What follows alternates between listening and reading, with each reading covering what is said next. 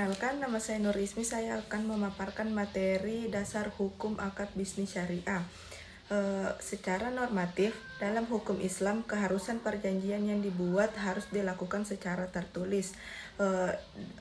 Didasarkan pada Al-Quran, Surah Al-Baqarah ayat 282 dan 283, dan salah satu hadis Rasulullah SAW menurut Ubadah ibnu Samit RA dan Anas ibnu Malik. Dari ayat dan hadis tersebut dapat disimpulkan bahwa transaksi yang dilakukan tidak secara tunai dianjurkan untuk ditulis. Kenapa harus ditulis? Karena untuk menghindari ketika di suatu saat nanti ada perselisihan yang diakibatkan oleh sifat lupa manusia akan perjanjian tersebut.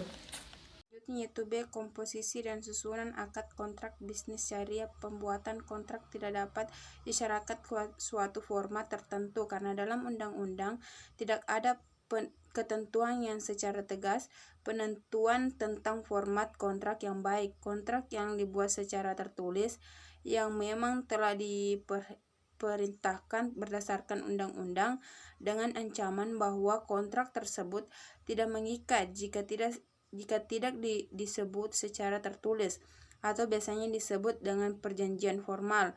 Biasanya sudah ada format tertentu yang telah disiapkan oleh notaris kalau kontrak tersebut harus dibuat dengan bentuk akad notaris.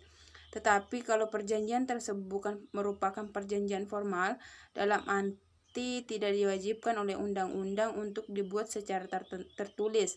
Kontrak semacam inilah yang biasanya dirundingkan.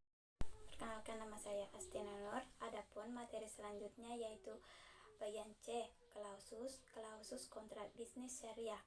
Dalam menuangkan materi yang dikehendaki oleh para pihak dalam akta perjanjian, ada beberapa hal yang lazim ditambah dalam isi perjanjian demi kepastian hukum dan mencegah timbulnya keraguan-keraguan dalam pelaksanaan perjanjian tersebut. Berikut ini dijelaskan mengenai beberapa klausul penting yang dimuat dalam suatu perjanjian pembiayaan. Yang pertama, jumlah pembiayaan dan self-financing. Yang kedua, jangka waktu pembiayaan. Yang ketiga, tujuan penggunaan pembiayaan. Yang keempat, mata uang pembiayaan dan angsuran. Yang kelima, keuntungan atau margin dan bagi hasil.